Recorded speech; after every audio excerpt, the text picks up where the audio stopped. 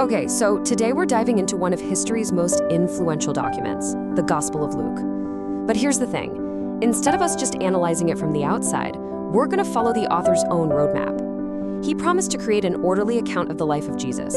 So let's follow that order and see what kind of picture he's actually trying to paint. And right from the get-go, in the opening lines, he tells us his mission. He says he decided to write an orderly account so his reader can know the certainty of what they've learned. So this isn't just a random bunch of stories thrown together. Nope, it's a deliberately structured narrative, and we're going to trace that structure to see exactly what portrait it paints. Which leads us to our big question for this whole thing. If we follow Luke's carefully built narrative, what kind of person actually emerges from these pages? What does this orderly account truly show us about its central figure? Well, to find out, we have to start right where Luke does, and it's with a series of pretty miraculous beginnings. Yeah, this story definitely doesn't kick off with a normal birth. Not even close. It starts with two, impossible promises, both delivered by an angel. One is to an old, childless couple, and the other is to a young virgin.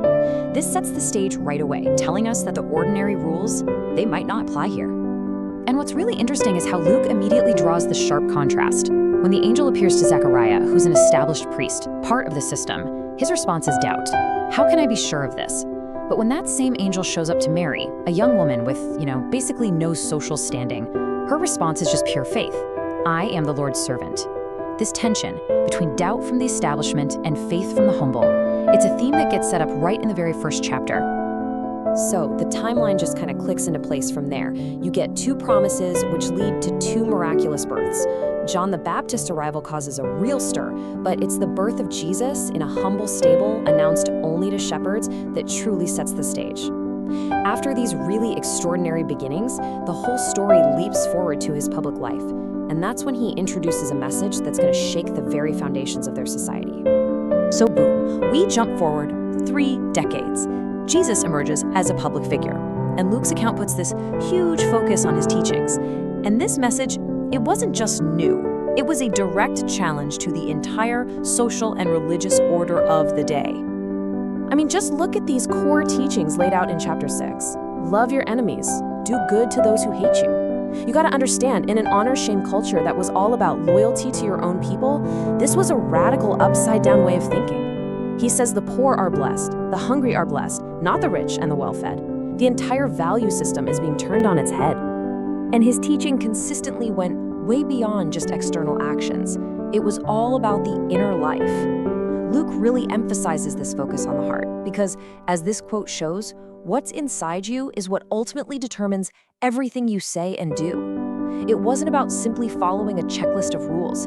It was about a fundamental change of your character. And maybe nothing captures this radical new message better than the parable of the Good Samaritan. When somebody asks him, "Who is my neighbor?" Jesus tells this story where the religious experts fail to help, but the hero is a Samaritan, a person his audience would have absolutely despised. The lesson redefines neighbor from someone in my tribe to anyone who shows mercy. And the final command, go and do likewise. But Luke's account doesn't just focus on his words. A huge part of the narrative is dedicated to his actions, which are portrayed as these incredible demonstrations of a multifaceted power. He is shown to have authority over, pretty much every domain of life. First, over disease. In chapter 5, he meets a man covered with leprosy, a condition that made him a complete social outcast. Instead of keeping his distance, Jesus reaches out and actually touches him, and the man is instantly made clean. It's an act of both physical healing and social restoration. Then we see power over the natural world. In chapter 8, his disciples, and these are experienced fishermen, are terrified when a crazy storm swarms their boat. The account says Jesus just gets up, rebukes the wind and the waves, and everything becomes completely calm. It leaves his own followers asking, who is this? He is also shown to have authority over the spiritual realm. In one of the most dramatic scenes, also in chapter 8, he confronts a man possessed by this whole swarm of demons who call themselves Legion. With just a command, he drives them out and restores the man to his right mind. And finally, the account shows the ultimate display of power, authority over death itself. In chapter 7, Jesus runs into a funeral procession for a widow's only son. Just heartbreaking. Moved with compassion, he simply touches the coffin and says, "Young man, I say to you, get up." And the result is immediate. The dead man sits up and starts to talk. So what happens when a figure with this kind of radical message and this kind of immense power shows up? Well, not surprisingly, Luke's account shows that the response was deeply and intensely divided. His actions didn't unite people, they polarized them. And the division was stark. On one hand, you have the general crowds.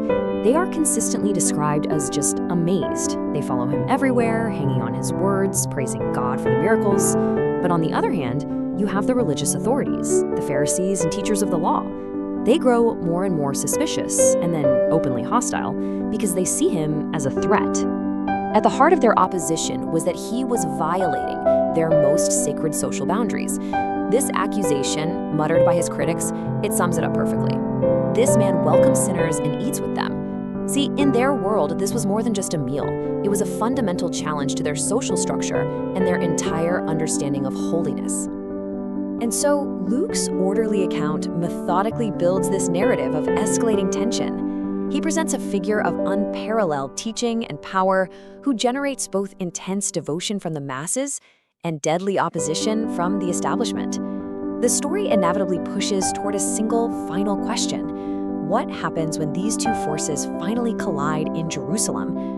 That is the climax the entire account has been building toward.